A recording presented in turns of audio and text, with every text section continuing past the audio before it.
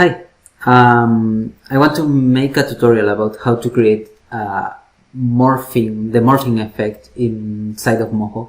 Moho is not built to create this effect, but we can use a little trick to do it. So I want to show you now, and you know, the morphing effect is the one from Terminator or Black or White, all those very technological videos. We will use something similar with better faces here. So I have these two characters and I want to morph them using Moho. So the first thing is these are just two image layers with alpha with transparency, and now I will create a mesh for the head. For this tutorial I will create a very simple mesh just in order to make this quick, but you can create a more complex one. So my mesh, to create a mesh, there are several ways. I personally prefer to do it by hand, and so I will show you my process of doing it by hand. So I will just add some points for the eyes, then I will add some points for the nose and the mouth here and here, and now I will just, oops, I'm using the add point tool. I am using sharp corners because for meshes it really doesn't matter if there is curvature or not. The software doesn't consider the curvature, so you can just use sharp corners. So okay, I have some kind of basic structure for my mesh.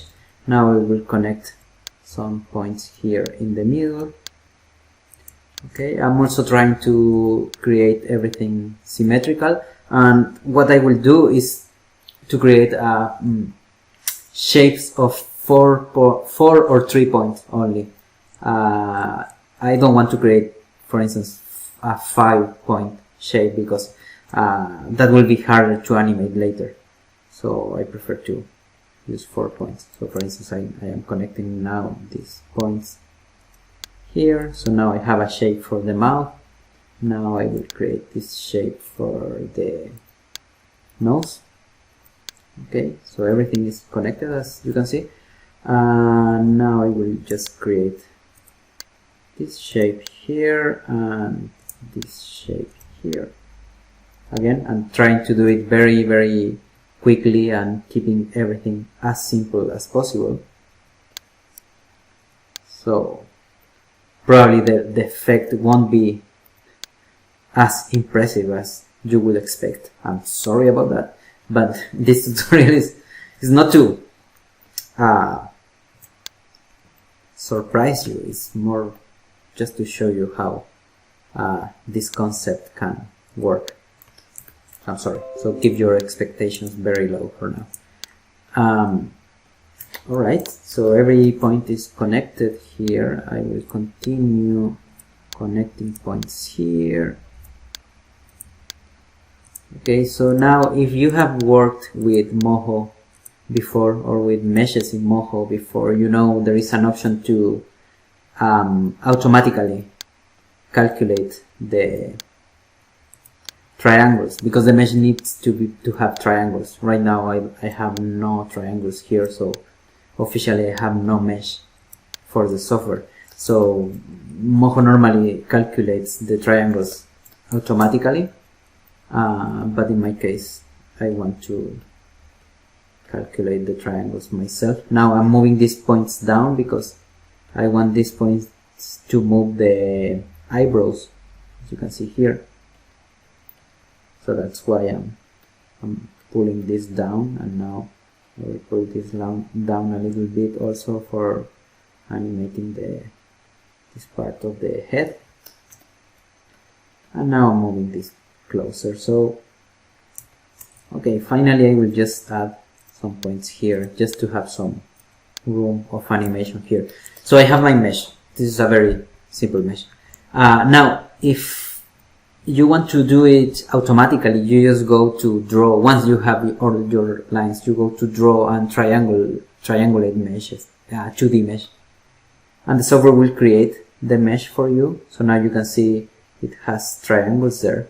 Right now my mesh is not visible because I put it, I set it invisible. I'm sorry, I was recording the video before and I did that. So this is the automatic way to do the mesh. I normally, for more complex characters or for characters I want the exact control, I don't like to do this because normally it can create some triangles in places where I don't really need a triangle, or sometimes it separates a shape that shouldn't be separated, like, or it cut the eye in two or in many. For instance, this eye is separated here in this shape, and I probably want it to be separated in the other way, because otherwise the eye will be very if I move this point by using the mesh, the eye will be very distorted. So I will undo, okay, because I don't like what the software did automatically, and now I will create some triangles here because I want, this is what I want actually for the eyes. So okay, so now instead of doing automatically, I will use a script. I have a script here. I'm sorry, I don't remember who made this. I will post a link with the script wherever I put this video. But it basically takes every shape that has 4 points and it separates it into two triangles. So by doing that, I know exactly where my triangles will be. It's a bit hard to explain. I'm sorry, it's probably not clear at all, but the tutorial is not about that. You can use automatic triangulation and you will be happy, but I don't like it, so I will do this. Sorry. So to do that, the sad part is I need to paint all these shapes. Let me see, is this visible? Why I can't? It's not visible here. Okay, so I need to paint every shape here. So I will just click. Oh, for instance, there was no paint because this point wasn't connected. You need to be sure all your points are connected. Otherwise, you will get some weird shapes full of points. So I will just connect. I mean, paint. Okay. I'm sorry, this process is not a lot of fun, but actually I need to connect this better. I will connect these points here and here, okay, because I didn't have, I had a shape of 5 points instead of 4 points, and that doesn't work for what I want to do. So I will, oops, this one is not connected. I will connect it. I'm just moving the point, putting the point over another point and pressing enter in order to connect the points. Okay, so now this is my shapes, and now once I have all the shapes painted, I can use the script to separate all this, and you can see how beautiful now it looks. I can select all my shapes here. I'm actually using a script to select all the shapes. Sorry, I don't remember who made this script. I will probably put a link in the description or wherever. So I just have a shortcut to select all the shapes. I will set some transparency here for the shape. Okay, so now I have this. So now, once I have this, I have my triangles. With these triangles, I can attach the mesh to the image, and then if I move the mesh, the image will be distorted by it. That's it. You can check other tutorials about that. So you need to know that first. So now what I will do is I will create a small animation here. I will go to frame 96 because I want to go to frame 96, and I will move this mesh to the right, and now I will adapt the points in order to fit with this face. Okay, so for instance, if I go back, you can see these points are for the eyebrow right? So now I will move these points down in order to fit with the new eyebrow. Okay, so I will do the same with the other side. Okay, so basically what I am doing here is I'm telling the software how these characters are related. So I'm telling the software, okay, these triangles are related to the eyebrows of both characters, and I will do the same with every other point. So for instance, then the nose is covered by these points, so now I will move these points down in order to cover this nose, which is actually much bigger, and I will do the same with the eye. Okay, and actually I don't need to do it, I mean, I shouldn't do this like side by side. The characters should be one over the other for this test, but I mean for this tutorial or for this effect, but it's easier for me to detect where the points go if I just go side to side for now. So now for instance the mouth, okay, I'm also selecting the points of the points that are being distorted in order to show you better what I am doing.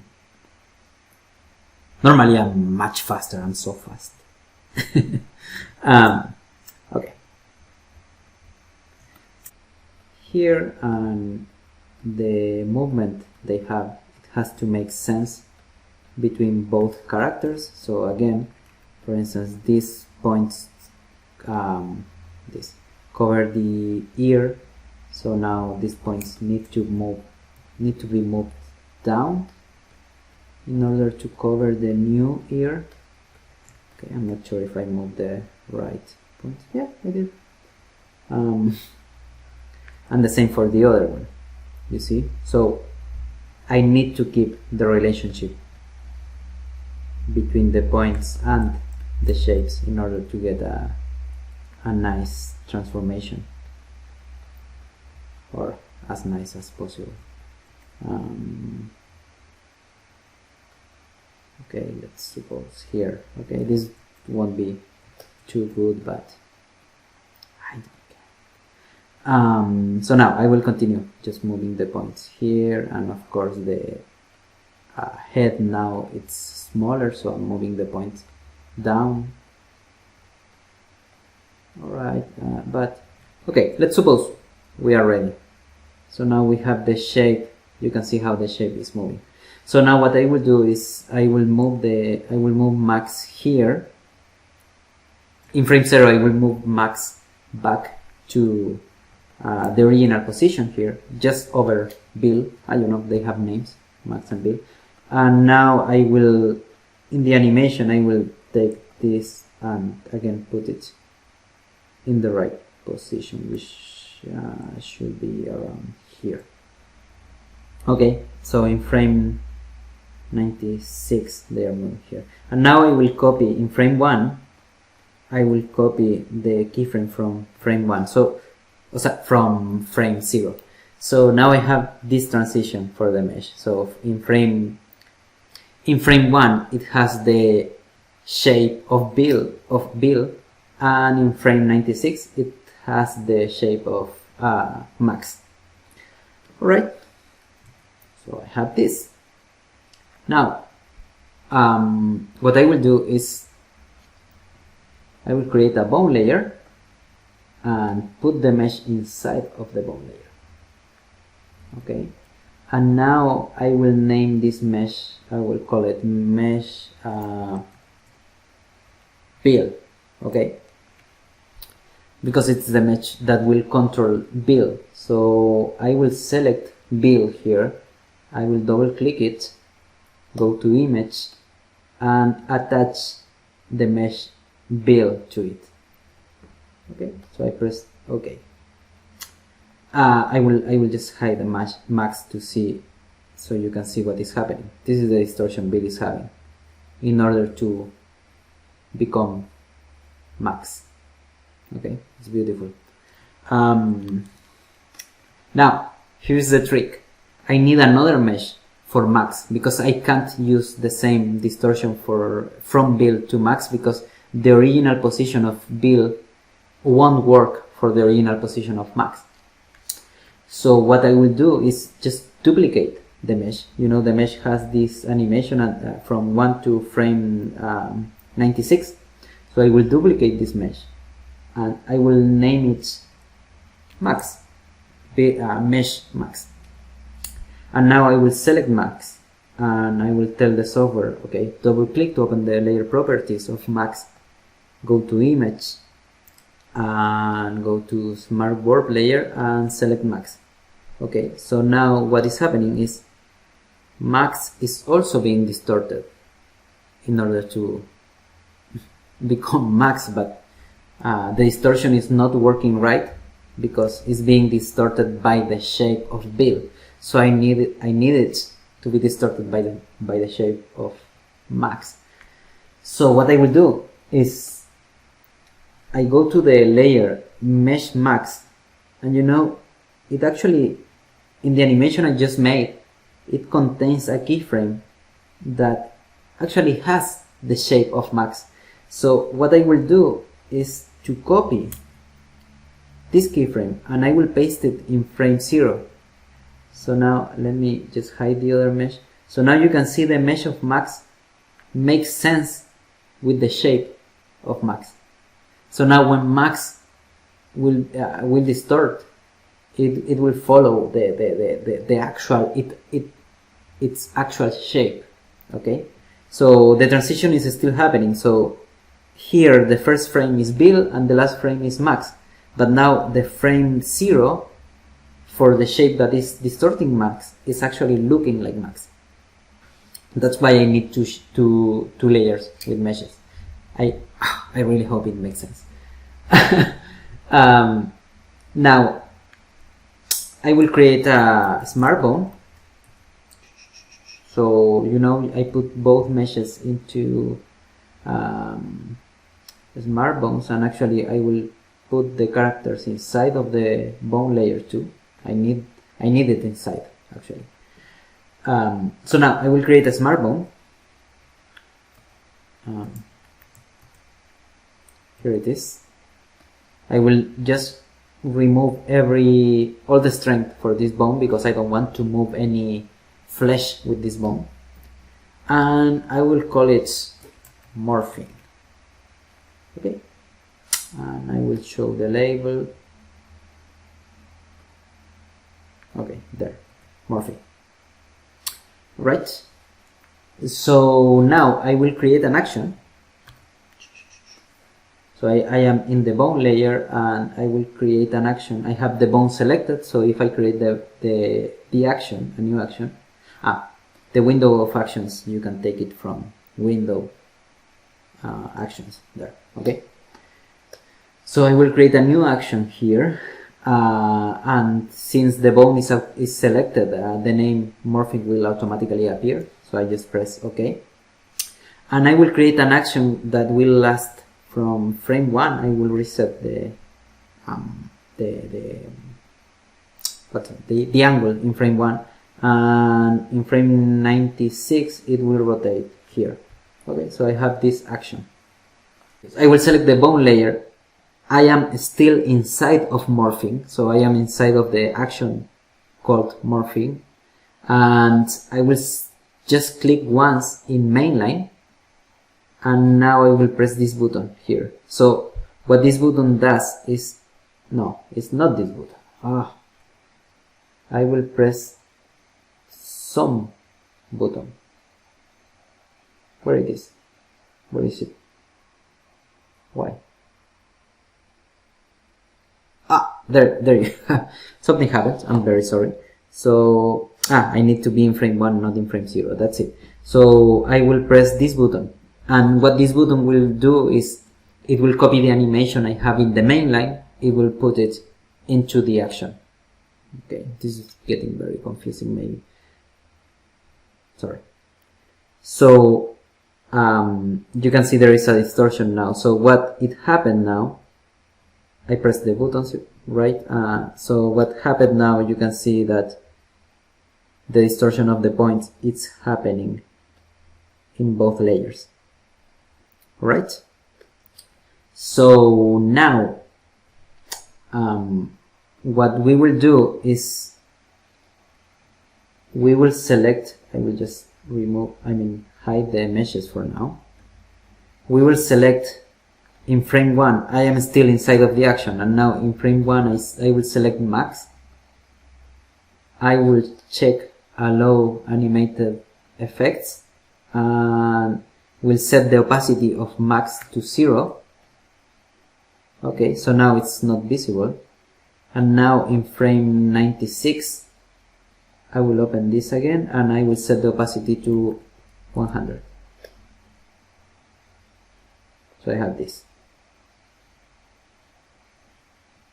And this is because max is being distorted by the mesh. It is following exactly the same animation than the mesh of Bill, and it's disappearing.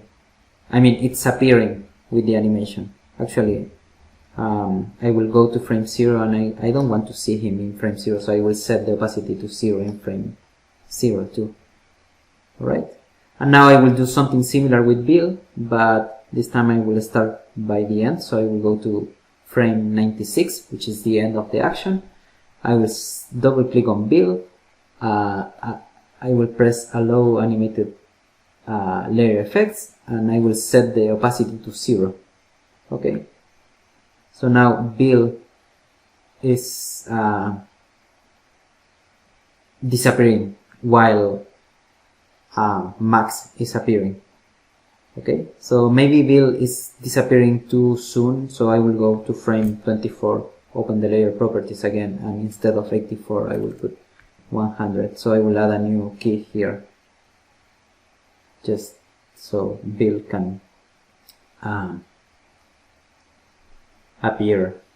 disappear later. So once I have this, I know it's not working perfectly. You can fix the animation of this, but we have the morph effect. So now I can go back to the main line, double click here on the main line. So now I am in my actual animation. I can select both meshes here and I can remove the animation because I don't need the animation in the main line anymore, because now the animation is stored into the smartphone. And now I can morph by using this bone. Cool.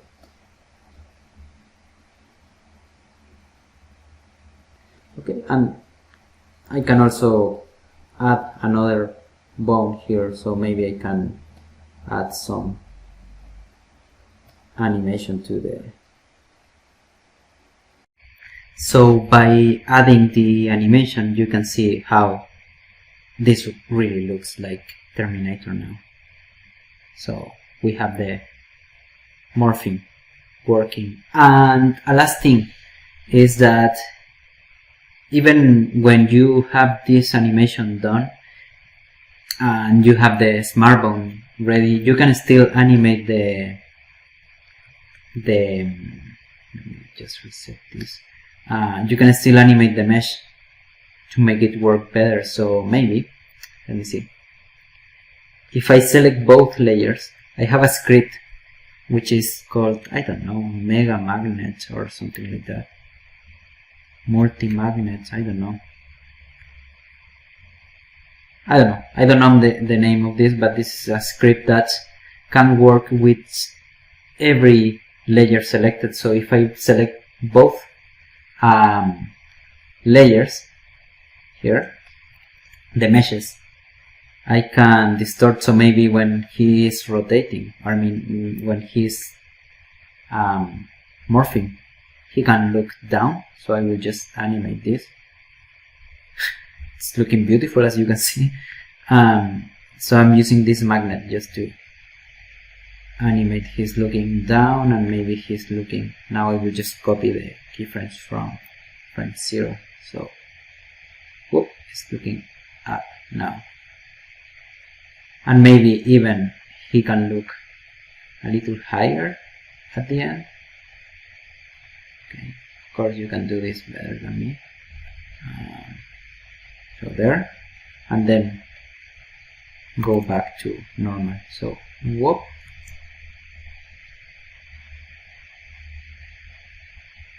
So yeah, now you are ready to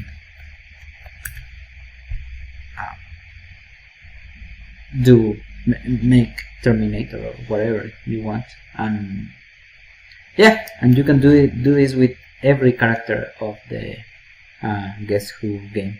So that's exciting. Okay, well, that's it. Thank you very much for watching. I'm sorry if the tutorial was confusing. I think, yeah, I could have explained some things better, but you still have something. Okay, it's fun to play. Okay, thank you for watching. Bye.